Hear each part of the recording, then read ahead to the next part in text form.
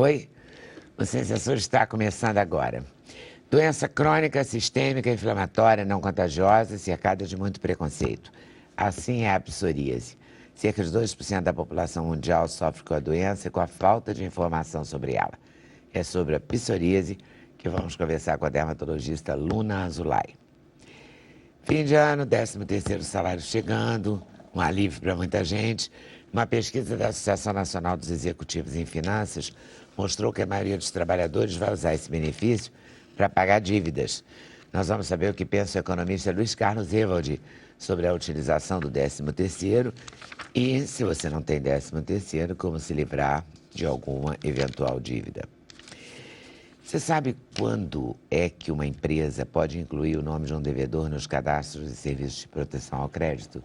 O advogado José Alfredo Lyon vai explicar para a gente como as empresas devem proceder até que possam considerar uma pessoa inadimplente e incluir o nome dessa pessoa em cadastros como o SPC e o Serasa. Simplificar a própria vida tem sido a prioridade de várias pessoas. Em algum momento, elas se sentem descontentes com a vida que estão levando e resolvem dar uma guinada em busca da felicidade. Por uma Vida Mais Simples é o livro escrito pelo André Calduro D'Angelo e traz histórias de pessoas que resolveram ter mais tempo para si mesmos e para o que realmente importa para elas. A música de hoje fica a cargo da cantora Verônica Sabino. A Verônica está lançando o CD e DVD Esse Meu Olhar, com um repertório de primeira. Tem Maísa, tem Milton Nascimento, Bossa Nova, Jovem Guarda. No novo trabalho, a Verônica conta com a colaboração para lá de especial do compositor Roberto Menescal e da atriz e diretora Estela Miranda.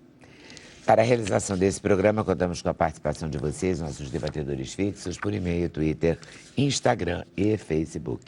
Eu sempre digo que o devedor, depois que já ficou sem vergonha, ele sacou a faca e o queijo na mão. Chega para o gente e diz assim, olha, eu quero pagar. Se vocês não quiserem me aceitar as minhas condições, eu não pago.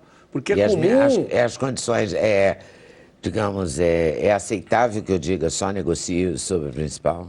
É, principalmente por causa dos juros. Tá. Os juros que é uma tristeza. Então tem que ter sangue frio para isso e dizer que vai negociar. Que o banco, no fim, in extremis, como dizem advogados, ele vai aceitar, porque senão não recebe. In extremis é muito bom. Posso trocar ideia com ele, trocar figurinha.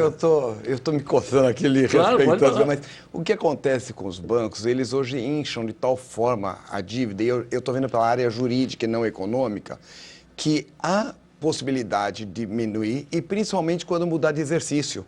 Porque ele lança para prejuízo, se eu estiver falando errado, o senhor me corrija, na parte econômica, eles lançam isso como prejuízo, e o que vier R$1 já é lucro no exercício seguinte. Volta. Então, no ano seguinte para o banco. Então, oferecer para o banco, eu vou pagar só o principal, e a partir daí a gente até acresce o que você quiser, como o que quiser relativo, uma coisinha, alguma coisa como taxa, não há nenhuma ilegitimidade, nem irregularidade legal que impeça ao próprio banco fazer e ter isso como lucro no outro exercício. Principalmente... Então é negócio, sempre é negócio pro banco. Claro, bom negócio, o banqueiro não passa para você. O bom banqueiro fica com bom negócio para ele. O banqueiro como ele falou, só faz bom negócio. Quando é lançada a provisão Ele ia ser bonzinho, né? Não, ele não é bonzinho. Não. Quando é lançada a provisão para devedores duvidosos, aquilo abate por aquele tempo no lucro e ele não paga imposto de renda sobre essa parte. E o que É uma renda que ele não teve. O banco, porque ele não tem porque não recebeu. Então é negócio para ele só... É ele fazer uma provisão cautelosa. Ele já faz, né? Faz. Ele já conta com essa inadimplência. Exatamente. E desconta em todos os outros depois na hora de conceder. Mas se nada der certo, do ponto de vista assim, e o nome acabar no Serasa, faz o quê? É o que nós estamos falando agora há pouco. Tem ido parar no Serasa com mais facilidade hoje em dia.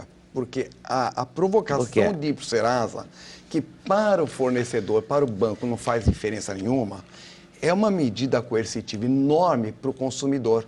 E principalmente nessa época que ele quer voltar a comprar crédito para entrar daqui 6 meses, a realimentação do banco de dados. Serasa, SPC e outros, vamos usar o nome cadastro coercitivo, é muito grande.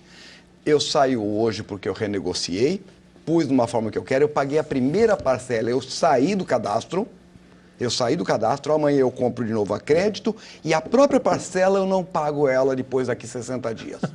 É real o que acontece isso. Mas e aí? Ele vai voltar para o cadastro, para o ano seguinte ele vai negociar de novo e vai. Só que nós temos alguns limites. E tem até a Páscoa. Até a Páscoa de novo para estar. Existem alguns mitos que eram bom a gente esclarecer. O devedor, ele acha que em 5 anos ele não deve mais. Aquele que não vai renegociar, aquele recalcitrante. Aquele que não vai pagar mesmo, vai né? pagar, 171 mesmo. 171 mesmo, vamos chamar. Ele acha que em 5 anos ele não deve mais. Isso? Não é real. Ele simplesmente não vai ter o nome no cadastro, o Código de Defesa do Consumidor, já apoiando que veio a Constituição de 88, ela falou que os nomes ficam em cadastros restritivos 5 anos. Então o nome dele sai. Por contrapartida, nós temos a dúvida da certeza e liquidez que os bancos não entram com ações. Então, eles usam a coação do nome no cadastro e durante esses 5 anos. E aí passa para ceder para uma empresa dessas cobradoras que te liga de manhã, de tarde, de noite, de madrugada, qualquer hora, qualquer telefone, e chega o absurdo de ligar para os vizinhos, onde que, na realidade, é o dano moral, que o próprio... Chegam a ligar para vizinhos, tem inúmeras histórias disso, e é o dano moral que dá para entrar o consumidor. Mas me fala uma coisa.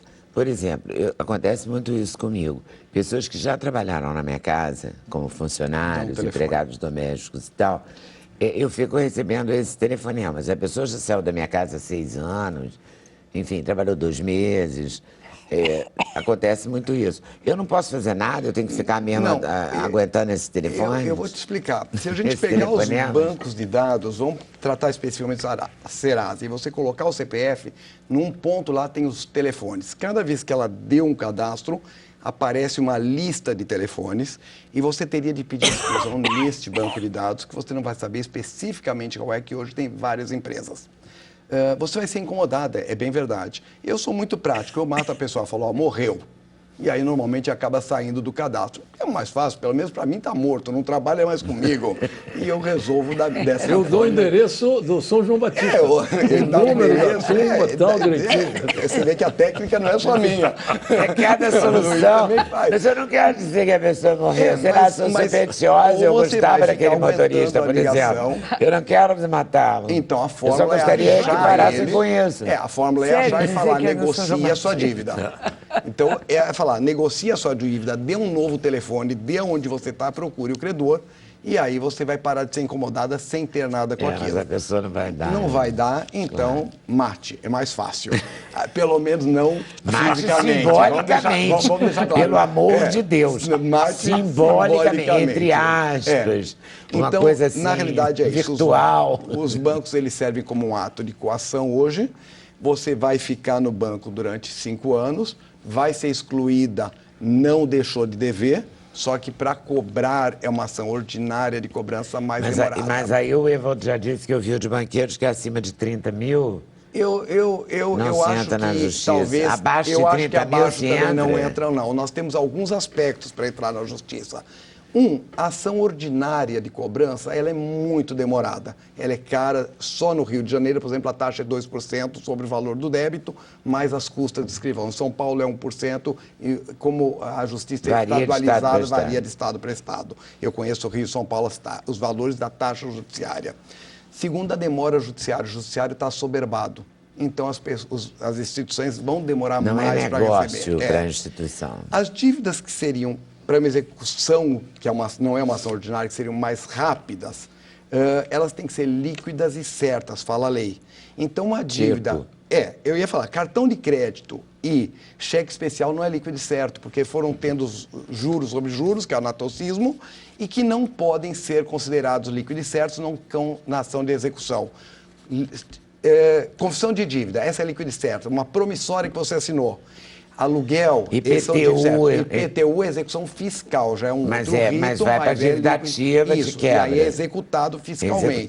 Não é o Código de Processo Civil, uma lei específica, 8.630, que executa, é sim líquida e certa. Então, condomínio agora está bravo.